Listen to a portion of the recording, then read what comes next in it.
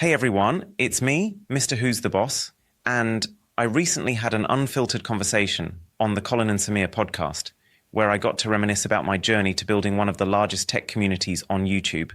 This summary was created using PodFast, the AI-powered tool that lets you summarize any content in seconds. Let's dive into some of the key takeaways from that chat.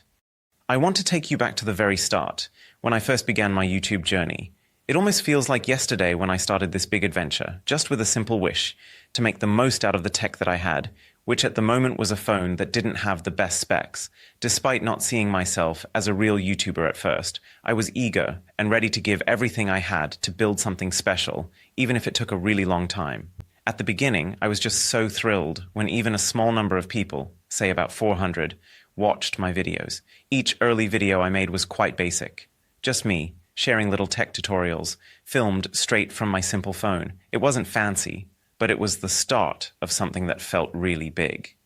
Getting more views and repeat commenters made my heart race, giving me the push to keep going, to keep sharing my love for tech, one simple video at a time. So let's talk about the time things really started to take off. Picture this. I had this super cool idea to turn a regular smartphone into a hologram projector, something I hadn't seen done much before. I was buzzing with excitement and couldn't wait to share it with the world. I felt like I had stumbled onto something really fun and a bit magical, a fresh new idea that might just catch people's attention. I worked on this tutorial with loads of excitement, sharing step by step how to make this awesome transformation with just your smartphone.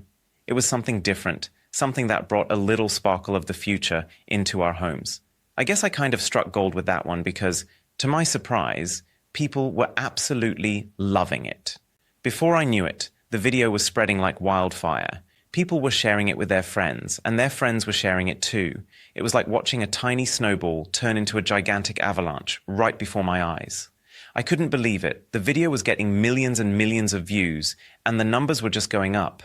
In just a few weeks, the view count shot up to a staggering 20 million. It was mind-blowing. I went from being someone sharing little tutorials from my corner of the internet to being a name people recognized, a part of the YouTube big league. But I want you all to know this journey wasn't built on just one golden video that soared through the charts. No, it was carved from countless hours, days, and months of diving deep into the creation of content that wasn't just different, but also struck a chord with each person who clicked on my videos. From the outset, I knew that I wanted to bring something special to the table. The tech space on YouTube is bustling with talented creators, each offering their take on the latest gadgets and innovations. To stand out, I had to be more than just a face on the screen. I had to be someone viewers could relate to, someone who could make them smile, think, and learn all at the same time. It was all about blending my personality with the content, about bringing warmth and a personal touch to the often cold and complex world of technology. So I let my true self shine through in my videos. It wasn't just about the latest gadgets or the most complex tutorials. It was about building a place where we could share a laugh, where ongoing jokes became our inside language, and references woven through the videos that rewarded my viewers for watching them all. Through it all, I've aimed to carve out a unique niche, a distinctive space that takes a different approach from some of the more professional tech channels that record their videos from warehouses or perfectly crafted production sets. During this journey, I've had to refine my writing style to get the kinds of videos I'm looking for. Being a tech YouTuber isn't just about sharing cool tech tips or showcasing the latest gadgets. It's also about crafting stories, weaving narratives that could reach out and keep the viewer's attention. Whenever I sat down to craft content, I pictured myself sitting down with my family members. I imagined explaining these intricate, often intimidating tech concepts in a way that my cousin, fiancé, or mother could grasp with ease. This approach allowed me to create content that was more universal, something that resonated across a broad spectrum of viewers. As the channel blossomed, it wasn't just the subscriber count that increased. The responsibilities and the sheer volume of work that went behind each video grew exponentially. What started as a one-man show from my bedroom gradually transformed into a full-on job. It became clear that managing my time and tasks was not just important, but absolutely vital to keep the wheels turning smoothly. You see, one of the biggest hurdles was finding a way to expand while still holding on to the essence, the unique flair that had become the hallmark of the channel. It was akin to teaching someone else to paint in your style.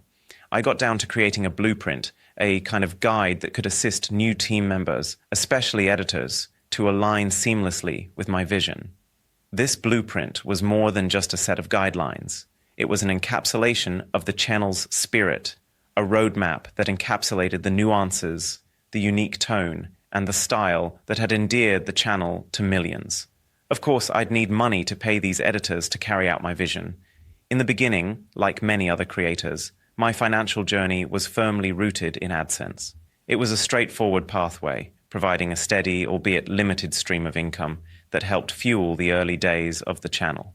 But, as with many aspects of life, the tumultuous year of 2020 brought with it waves of change that rippled through the YouTube landscape, affecting not just the content creation, but also the financial foundations of the platform. The pandemic brought an unforeseen shift in the way brands perceived YouTube. What was once seen as a platform primarily for entertainment started being recognized as a potent and effective tool for connecting with audiences on a much deeper personal level. No longer was the financial model confined to clicks and views generated through AdSense.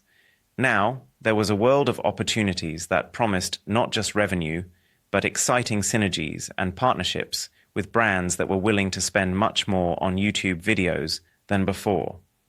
Thanks for listening to this summary of my interview with Colin and Samir. If you liked the video, please like and subscribe. See you next time.